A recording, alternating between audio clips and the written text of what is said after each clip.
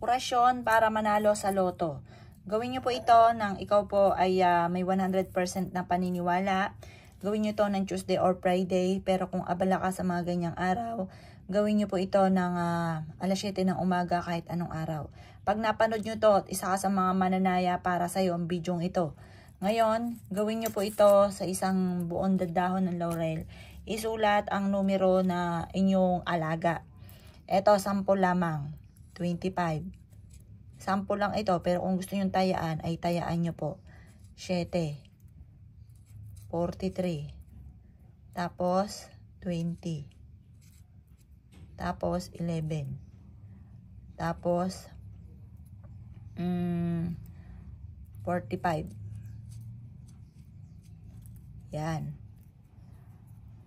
Sulat nyo dito sa number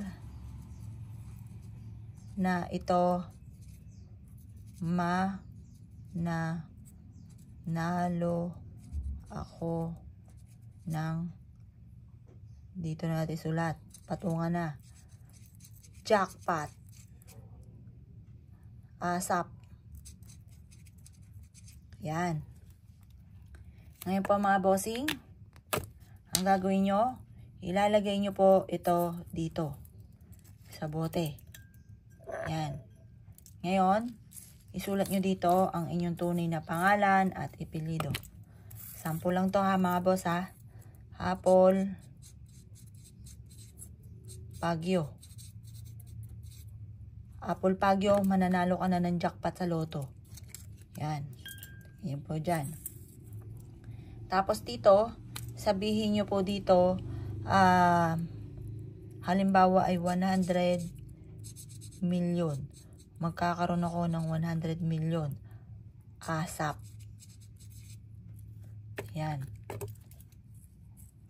Lagyan niyo po siya dyan. Ibulong sa bote ang nais ninyo. Bukod dito sa dahon ng laurel, ibulong sa bote ang nais po ninyo. Paikutin niyo po ito ng 7 beses. Mananalo na ako ng jackpot, mananalo na ako ng jackpot, mananalo na ako ng jackpot, mananalo na ako ng jackpot. Panawagan yan mga bossing. Upang sa ganoon manalo ka or kaya magkaroon ka ng maraming pera, swertihin ka. At pagkatapos mga bossing ko, kumuha ka ng asin at ito ay budbudan nyo po dito. Ilagay ito sa ilalim ng inyong higaan at ito ay makakatulong upang sa ganoon higit kang swertihin. Sa umaga, pwede nyo siya ulitin, ikutin mga boss. Mananalo ako ng jackpot, mananalo ako ng jackpot, maraming pera ang darating sa akin. Kailanman hindi na ako mamumblema tungkol sa usapin ng pera, maraming pera ang darating sa akin. Maraming pera ang darating sa akin, kailanman hindi na ako mamumblema tungkol sa usapin ng pera. Maraming pera ang darating sa akin. Ganon ang gagawin po ninyo na walang gamit na sana, direct to the point. Kayo mismo yung maa-amaze sa dami ng mga blessing na darating sa inyo matapos nyo po itong gawin mga bossing. Kung naniniwala ka, gawin nyo ng Tuesday or Friday.